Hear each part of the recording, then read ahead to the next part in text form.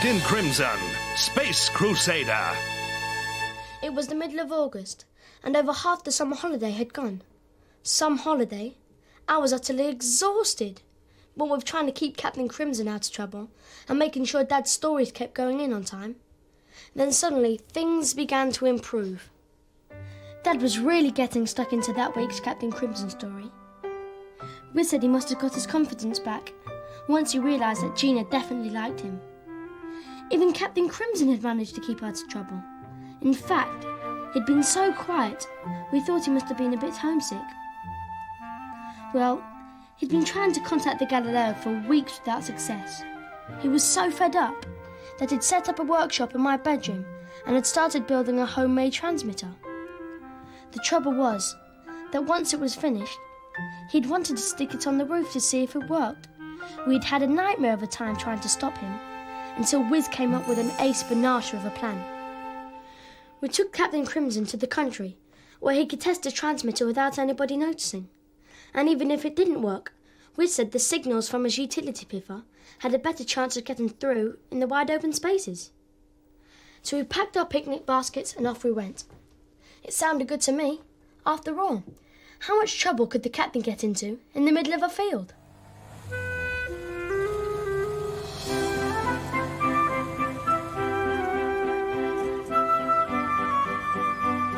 Are we nearly there yet?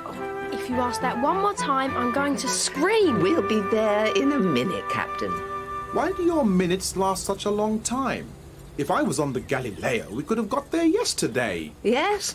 Well, we'll be lucky to get there tomorrow, unless someone reads Jeff's directions and tells me where we're supposed to be going. Dad says carry straight on until you see a duck pond on your right. Behind that, there's a pub called The Bull. There it is, the ball. Ah, then what? Turn right just before the bridge. Okay. Tom, what's next? Look for a windmill. It's just past the phone box a little way up the lane on your left. Rightio. Ah, here we are at the phone box. So, where's the... Windmill. Drive down the side of the windmill, along a white picket fence, and slow down as you reach a big oak tree. Windmill? Fence, fence, fence. I'm nearly at the tree. Turn left at the tree, through the gate, and park. There you go, Frank. Aren't you impressed that I finished my work on time? Back to normal, are we? Actually, you don't seem so perfectly raving bonkers this week, now you come to mention it. That, my fine bike friend, is because I have everything under control again. Oh. I'm cool, I'm calm, I'm collected, and I'm on my way to ask the girl of my dreams if she will go out with me. Yeah? Well, look, don't go get yourself in a pickle like you normally do when you're nervous, so you won't know what you're on about. Yo, dude, everyone understands the language of love. Shh, I'm hot, I'm suave, I'm sophisticated. You're forgetful. Hey, left your front door open. Oh, door open. Burglars in, possessions out. But a lot on my mind, but it's a big day, bit distracted.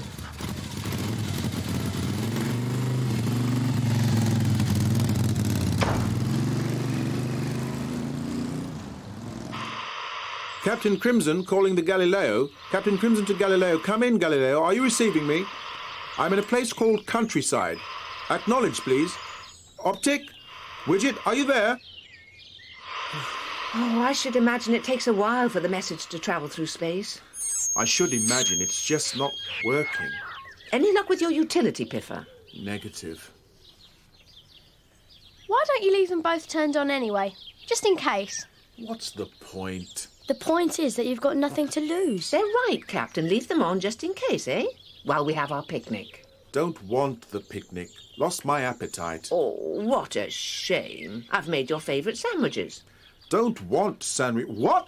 Kippers and peanut butter? With an extra dollop of jam on the kipper side. Oh, heave! Oh. All the more for me then, short stuff. What are we waiting for? Nashers into high space overdrive and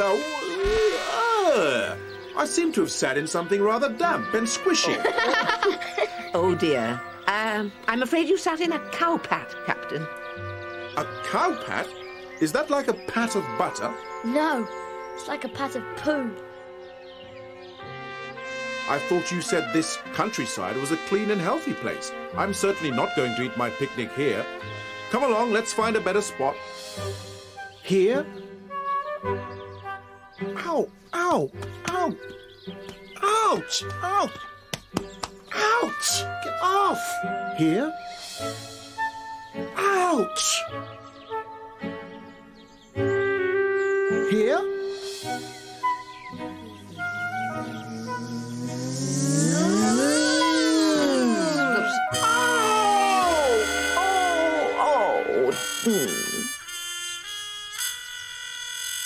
Are you sure this is where you want to have your picnic? Positive.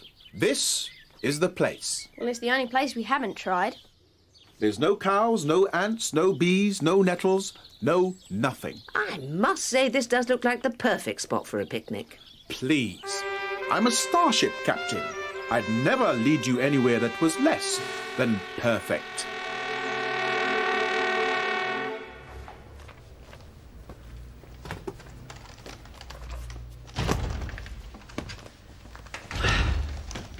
I'm cool. I'm calm. Oh, she is gorgeous.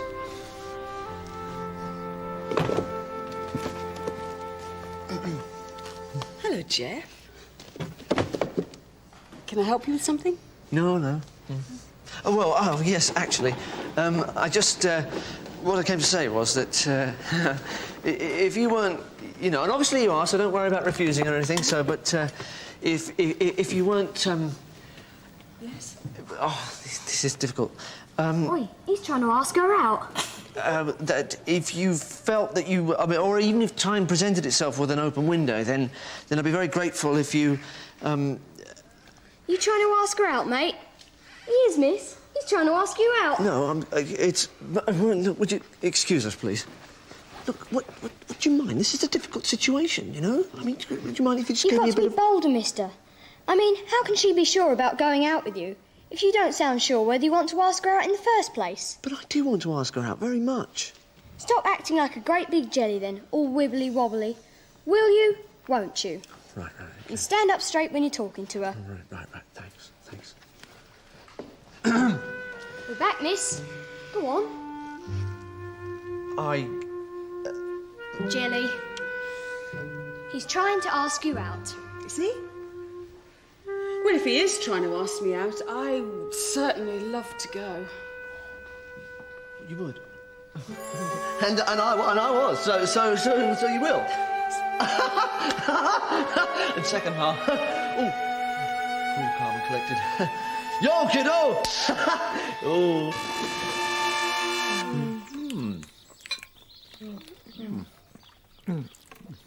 Anyone want this last Swiss roll? Yes, please. Me.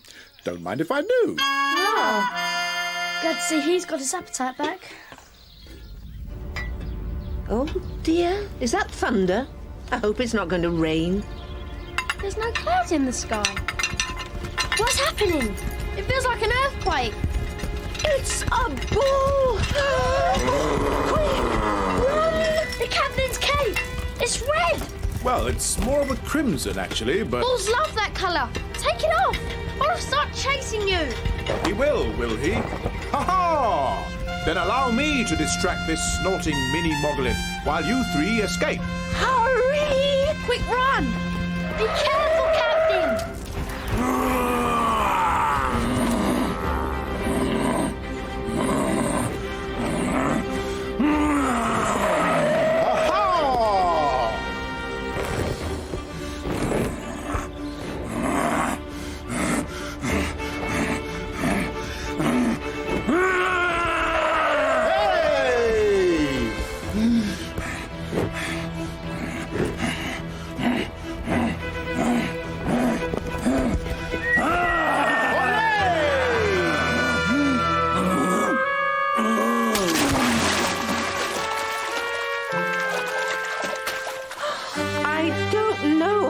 Thank you, Captain Crimson. No need for thanks, Wiz. It's all in a day's work. It was utterly heroic. The way Captain Crimson saved us from that stampeding bull. but we'd all had quite enough excitement for one day, so we drove back for a quiet, lazy afternoon at home. And what did we find when we got there? That Dad was nowhere to be found, and the editor had used up 3 million metres of paper from the fax machine complaining about Dad's latest story. Dear Jeff, thanks for finishing this week's story so quickly. Can't wait to read it. Kind regards, Pat. Dear Jeff, I've just finished reading your story. Are you sure it's quite right for our readers?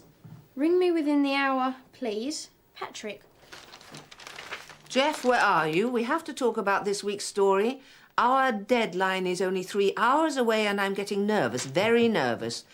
Ring me the minute you get this. P.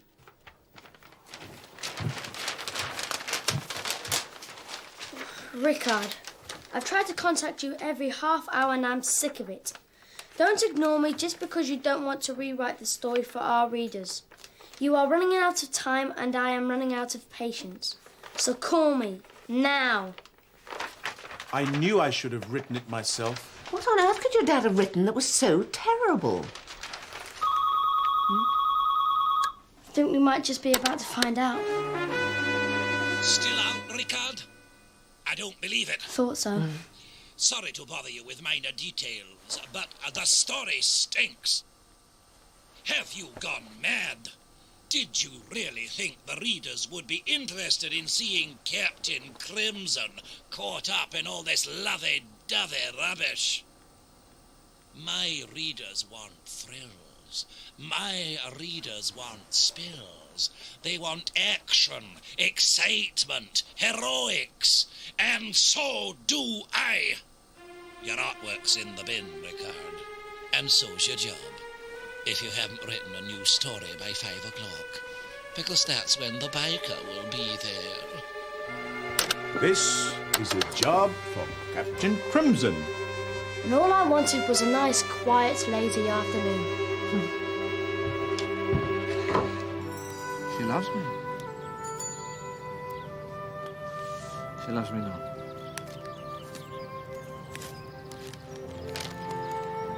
She loves me. She loves me not. She loves me. So, the story's going to be about a meteorite rocketing through space on collision course for the Earth. I still think it should be chasing me. Meteorites don't chase people. But I'm the hero of this story. It should be chasing me. Don't worry, I'm sure we'll find you something heroic to do. All right, then. Why didn't I draw a picture of you and First Officer Optic on the bridge as he's telling you about the meteorite? Good idea. But draw me this way. I'm more handsome from the right.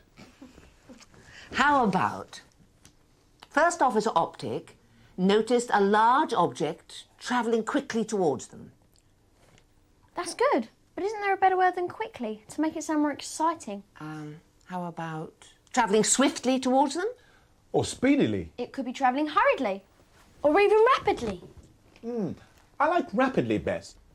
So I'll put, First Officer Optic noticed that a large object was travelling rapidly towards them. Then he realised it was on a collision course for Earth.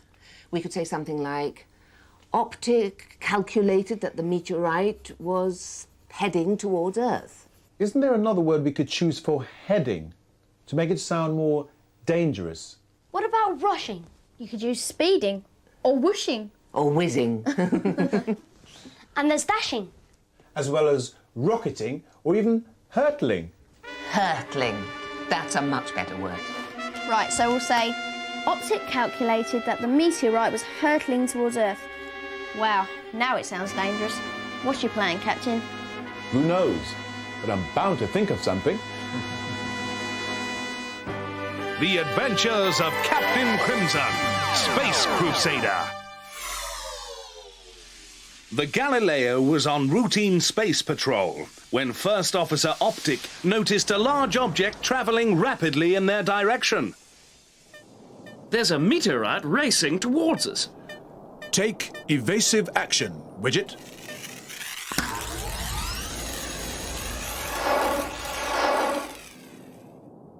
Optic calculated that the meteorite was hurtling down to Earth. The force of the collision would destroy everything. Millions of innocent people are gonna die. There's only 1 hour left to save our world.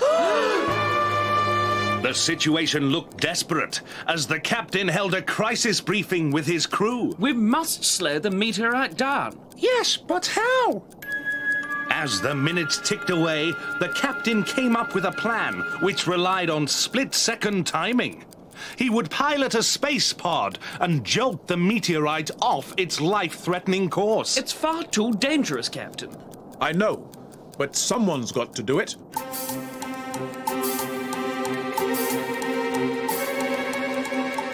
The meteorite was rocketing ever closer to Earth, so Captain Crimson rushed to put his plan into action. The others dashed after him.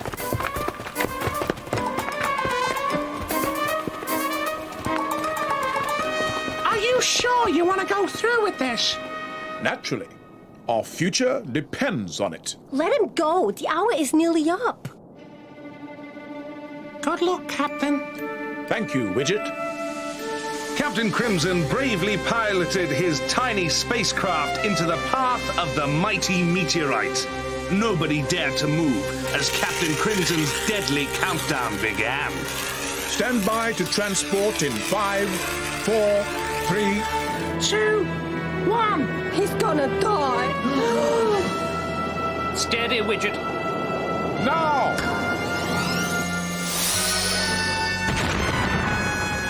The force of the explosion sent the meteorite tumbling through the atmosphere. It plunged straight into the ocean and plummeted to the bottom.